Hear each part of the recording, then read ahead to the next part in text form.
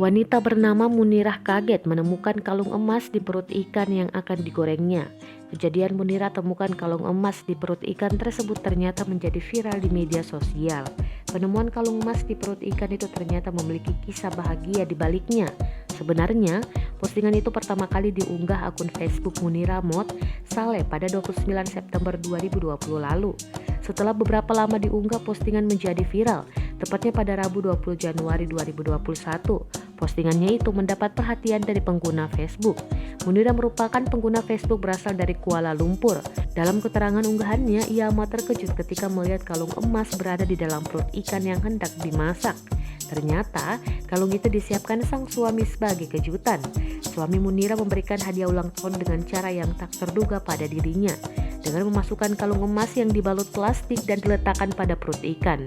Sempat mengira plastik pada perut ikan sebagai organ ikan, namun setelah ia melihat dengan seksama, ternyata plastik tersebut berisi kalung emas.